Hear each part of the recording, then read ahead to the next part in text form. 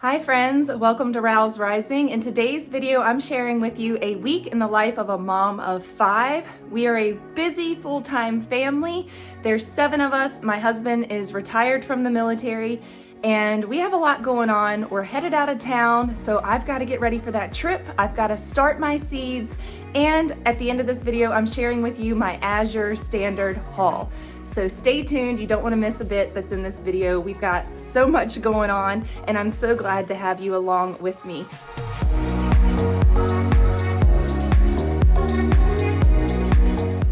On this channel, I share with you all about holistic homemaking, lifestyle, and parenting. If you're into all that, be sure to click the subscribe button because I would love to have you a part of the Rouse Rising family. Without further ado, let's jump right into this video. I'm gonna need to get a sifter for my flour, and I have a sifter and it sifts out the large chunks of bran, but I use straight up Costco bread flour, you all, and made this beautiful, beautiful, beautiful loaf of bread. I mean, look at this. Look at how beautiful. In my bread maker, my bread machine with my recipe, but I used 100% Costco bread because I made this early this morning. The sun's still coming up, and I didn't want to turn on my mill and wake up the house. So I just made with the flour that I had on hand, which is the Costco bread flour, Kirkland maybe, I'm not sure. It's organic. But it made a beautiful loaf of bread. So I'm thinking about investing in one of those Bosch, it's actually a Nutrimill. I have a Nutrimill mixer and I can get an attachment for it that sifts flour. So I'm gonna look into that. I saw Jessica at 3 Rivers using one to make pastry flour, and I do have soft white wheat. And I didn't realize, like, if I just got the right sifter, I could make delicious pastry flour. So, things to think about when we're prepping. I'm gonna see if I can find a manual sifter that I can do this with that's not that kind of sifter, but we'll just have to see. So that flour in my bread recipe, 100% white bread flour, makes this perfect, beautiful loaf of bread. Check out my daily loaf of bread. And if you don't want to use fresh milled, this is what it's going to look like with your store-bought bread flour. All right, right here we have an elk roast. A beautiful, beautiful, very, very, very lean elk roast. And I'm going to slow cook this in the slow cooker on medium, well, the Instant Pot. And we're going to use some lard in there. We're going to do some buttermilk ranch. We're going to put some sliced golden Greek pepperoncinis in there. So we're going to do a Mississippi pot roast. Y'all know how to do that. You can use butter with the buttermilk ranch. This is going to be dairy, so I'm probably going to add some butter to that. And that is how we are going to cook this up. If you want to make it dairy-free, don't use buttermilk ranch. I'm not really sure what to do to make it dairy-free as far as the ranch seasoning goes. Just use all the herbs. And you can use a coconut cream or something else to substitute for that. I'm going to season this, sear it, and get it going in here with all the ingredients, and I'll show you what that looks like. It has plastic on it right now, obviously. There we go. See how pretty she is? We have a couple of these large roasts. Elk are big animals, and they're very large. They produce a lot of meat, and it's very amazing, iron rich. It's one of the most iron rich meats that we can get. And it is very low fat, which we prefer more fat, but this is just an excellent source of protein. After browning it, we got the top brown. I just threw on some ranch, buttermilk ranch. I get this from Azure Standard. I buy it in bulk. I got more coming. Look, I put the lid back on without the lid. Had to grab butter from the freezer. That is a lot of butter, but this is a very lean cut of meat, so it's frozen. That will melt slowly on top there.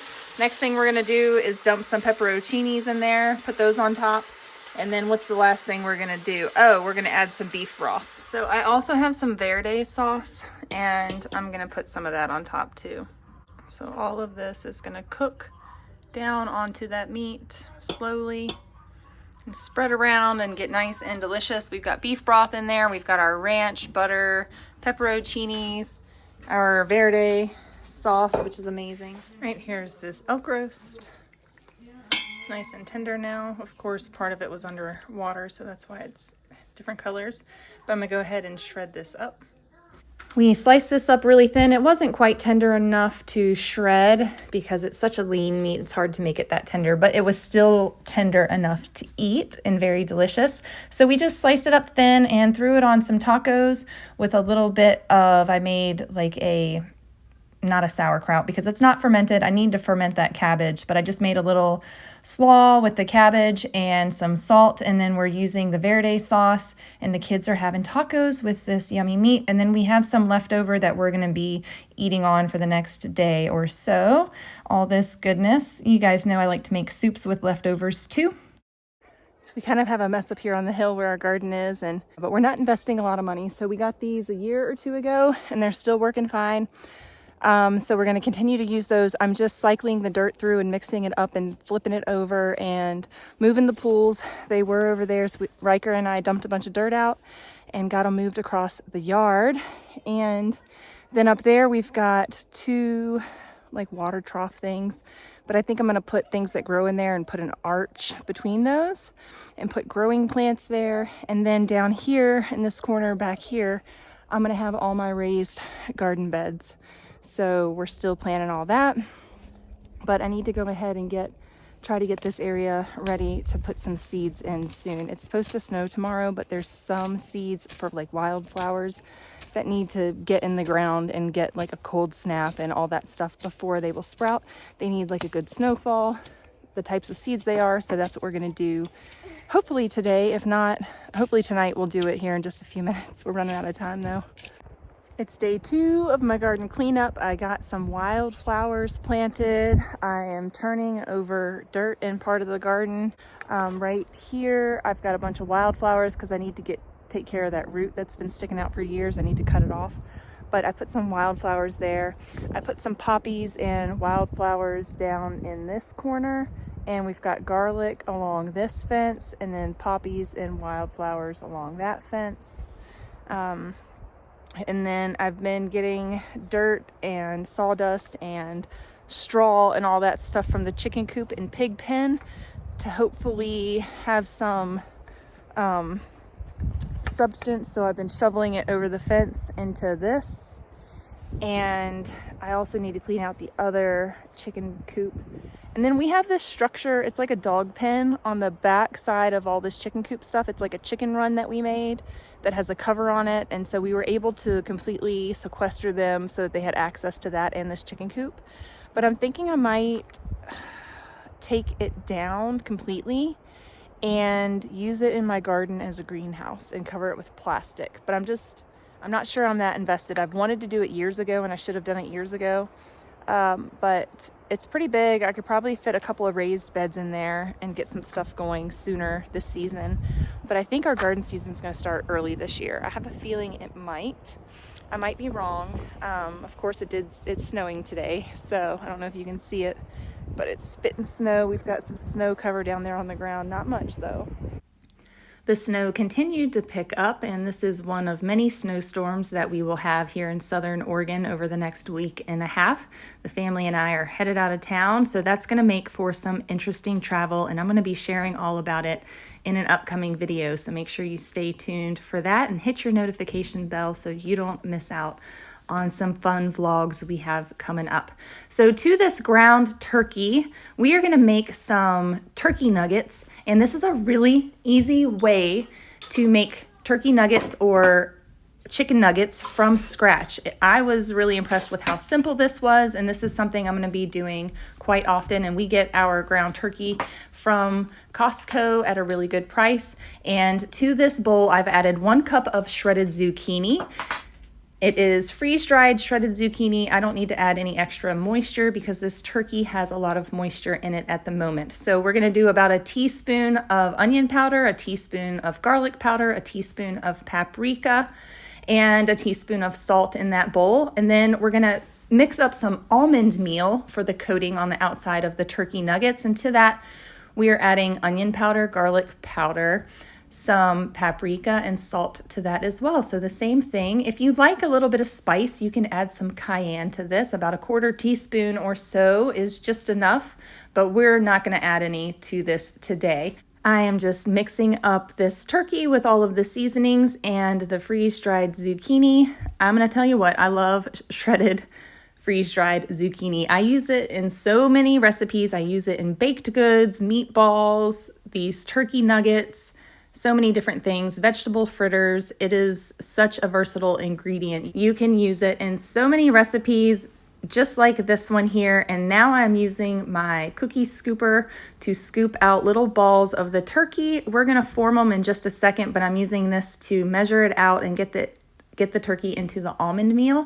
And then I'm gonna pat them into shape once they're coated well with the almond meal. This is gonna prevent the turkey from sticking to my hands. If you've ever worked with ground turkey, you know it can be a big sticky mess. So working with the almond meal works really well to make these, and that gives it a little bit of a crunchy outer coating. And we're going to be baking these at 350 degrees for about 15 or so minutes. They will puff up, and once they are puffed up and they reach the correct internal temperature for turkey, then you know that they are done. But I pulled them out at about 15 minutes and they were cooked all the way through and still juicy and tender. Very tasty little treats. I'm gonna get all of these plated up for the kiddos, and we're gonna have a delicious dinner made from scratch.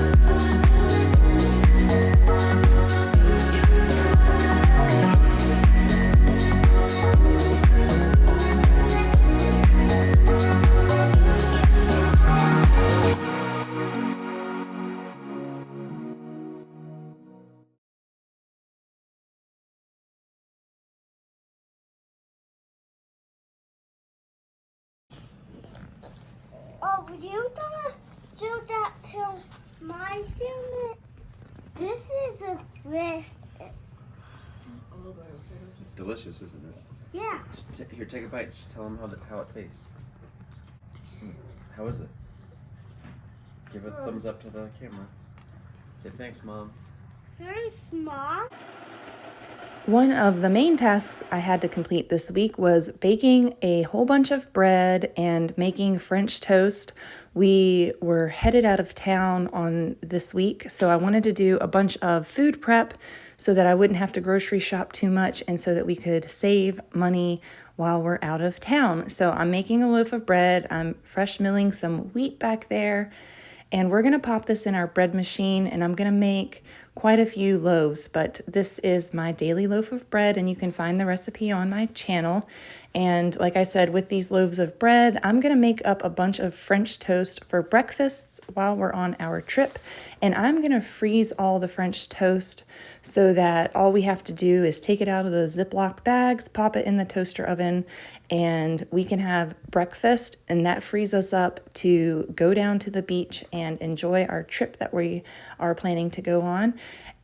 Without having to worry about that one meal.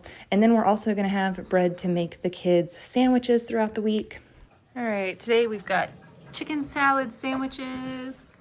You know how it is: canned chicken, celery, mayonnaise, salt, pepper. It's time to start some plants. So what I do is I take my old yogurt containers or different plastic containers that we buy food in from the grocery store, and I save them throughout the year. Sometimes I don't start saving them until December, let's be real, because I don't like clutter in my house. So I'm hesitant to save a lot of trash items to repurpose, but I do try to do that. So what we're doing today is cutting our yogurt containers, and I'm just cutting little points on the end so we can easily stab these into the dirt in our little plant starting pots, and also so we can stab these into the dirt once we plant them in our garden, once we transplant them. So this is just an old yogurt container, and I'm going to be labeling the plants on there. So this is how we do it. I just cut the strips and then cut around the bottom, and that gives me these convenient little plastic tags. And then I'm not having to buy labels or spend money at the store on either popsicle sticks or little plastic plant labels. Just save your plastic and make your own. It's so easy, it's so simple, and it's free, basically. After you eat the food, it's free. I'm definitely going to need a large stack of these, but this is what I'm starting out with today because this is about how many seed pods I am going to get going. So the next step I am doing is figuring out what seed starts need to be planted this time of year. So typically on the back of your seed packets, it will tell you that you need to start 6 to 8 weeks before your last frost date. Start your plants 4 weeks before your last frost date, etc., etc. So I have gone through my seed packets and found the seeds that I want in my garden, and then from there I determined which ones are the 6 to 8 week before your last frost start date, and those are the plants that I'm going to be starting at this time. And then in about a week or two, I'm going to start another round of plants for the 4 weeks before the last frost date. But one thing I must make clear to you all is we live over 4,000 square feet above sea level, about 4,200 square feet above sea level. So we also live in the high desert, but we live just inside the wood lines of the mountains. So it's a bit complicated. We live down in the holler.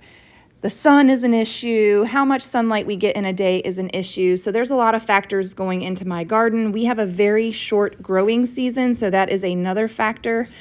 Our tomatoes don't really ripen on the vine. We often have to bring them inside to finish the ripening process. So that is how our garden season goes. I'm going to do the best I can this year to really focus on getting my plants started. I'm going to try not to buy plants this year. Last year I bought plants or plant starts. The year before I bought plant starts, and I probably will buy some plant starts from either Azure or from the farmer's market if some of mine don't do well. But my goal is to be self-sufficient, self-sustainable as far as my plant starts go. So I want to start them from seed, get them growing, get them nice and strong to transplant into my garden. And hopefully I have little fails with that and we have lots of successes.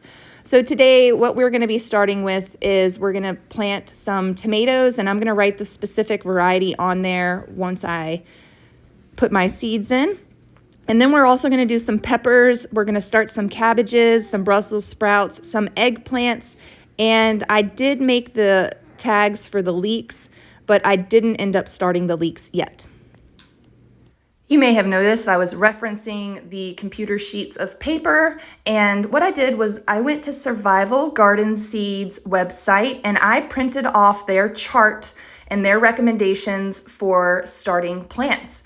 It tells you when to start your seeds, when to transplant your plants, the growing environment that they need, etc. So if you need a simple, straightforward chart, check out my link down below in this video's description. It is a free printable for you so that you can get organized with all of your plant starts. Also, I have my affiliate link to Survival Garden Seeds, and when you use my affiliate links for your purchases, I get a small commission. Thank you so much for using my links. I made a special trip to town to go pick up some plant start supplies, as well as this 4-tier metal shelf and some caster wheels to go along with it. They were a separate cost, separate from buying this rack. You have the option to purchase the caster wheels. So I did, because I saw Becky on Acre Homestead had some caster wheels for her carts for her plant starts so that she could easily wheel them outside, and that is my goal as well. So I'm going to assemble this rack and get it into position. And you can also see there on the left, I went by the Dollar Tree where I purchased some little containers to put my plant starts in, and that worked out really well. I'll share that with you in just a bit. All right, I got this cart and I put it on wheels, and we're going to see if I can get it to fit right here. Perfect. I have it on wheels because this is a garage and I want to be able to wheel it out the garage to temper my plants. But for right now, this is going to work perfect because I can put all my plants here. I can also put some plants right there and another shelf. I'm going to work that out. But I can hang my light from here. I need to get down some cobwebs, but I'm going to hang my grow light and then I'm going to strap some grow lights to this rack. We're just working with the space that we have. This is in our garage gym part of the house. So we're working with a squat rack right here. But we've got our 4 sets of shelves, and then I can put buckets underneath of there if I need to for storage or whatever I want to store down there. But on these top 3 shelves, I'm going to have a light for there. I'm going to have a light shining down on there, and I'm going to have a light shining down on there. So we'll have 3 racks with lights. I'm doing the best I can to stay organized here. So we've got our tomatoes, and I'm going to write the specific tomato type on each of my little plant labels. And we're also going to do some tomatillos, we're going to do some peppers, and we're going to do some eggplant. Then I'm going to start some cabbages, Brussels sprouts, and those are going to be the plants that we get going this week. And then in about a week or 2, we're going to start our next round of plants. I'm not following anybody's recommendations other than just what I came up with in my little head. So I filled these little pots 2/3 of the way with regular organic potting soil, and the last third I'm filling with this organic seed starting soil. You do what you want to do, but it saved just a couple dollars to do it this way, and I'm frugal, so I like to save money where I can, when I can. And then I'm going to use the back end of the shovel or the shovel handle. It's the perfect size for making the little holes to put your seeds in, and it has little markers on the handle that kind of tells you the depth to go to put your seeds in. So I thought that was nifty, a nifty little trick that I thought of to use in this instance. After making all of the little holes in my soil, I'm going to put 3 seeds in each little hole and cover them back up and water them.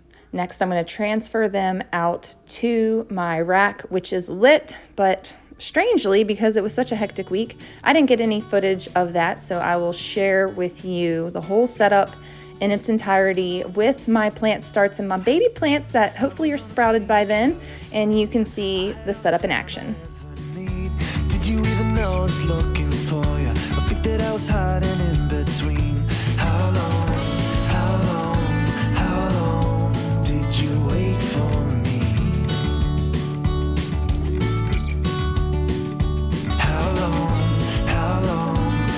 long did you really need to figure it out?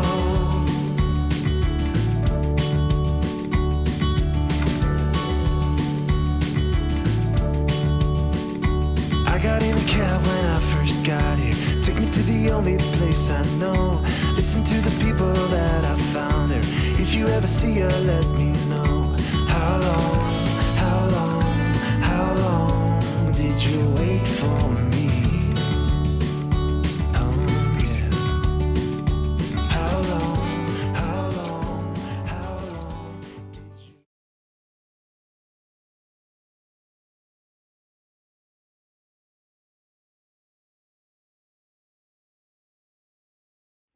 All right, this is dinner tonight. It's just tortellini pasta from Costco and broccoli from Costco. It was frozen broccoli. Heated that up, threw in a can of chicken, a can of Alfredo sauce, and tortellini. And that was dinner. It was ready in less than 15 minutes. Kids are gobbling it up. We had a little bit of a false spring, and our daffodils and everything are starting to come up, but the snow is still falling. So we've got a little bit of winter left. We're gonna roast these red potatoes. I need to use up some of these before we head out of town, so that's what we're gonna do. I don't know if I'm gonna do like a double batch and freeze some. I haven't quite figured it out yet, but we're gonna start with these and go from there. I'm also gonna do some yellow potatoes with this as well. We're gonna douse these with some olive oil, and we're also gonna use some Redmond's seasoned salt. You can save 15% off your Redmond's real salt purchases on all their products with the link down below in my video's description and my code ROWESRISING. Let's dive into this Azure standard order. Here I've got my box of goods here. I had 4 total packages that I needed to pick up from there, and they do a really good job of consolidating everything into a minimal amount of boxes. So I'm going to work on unloading all of this and go over everything that I purchased. So I'm going to start out first with this bag of popcorn. This is the yellow popcorn. They have a couple of different varieties of popping corn, from multicolored to white popcorn, yellow popcorn. So we got the yellow popcorn this time, and we love using our air popper to make that. We also really enjoy this buttermilk ranch dressing. We like to mix this up with a little bit of yogurt or sour cream, add some milk if you want it thinned out for a salad dressing, or you can have it thicker. And then this poultry seasoning, we went ahead and got a pound of that because one of you lovely subscribers recommended poultry seasoning to me, and I have fallen in love, and I use that to season up many things that I cook.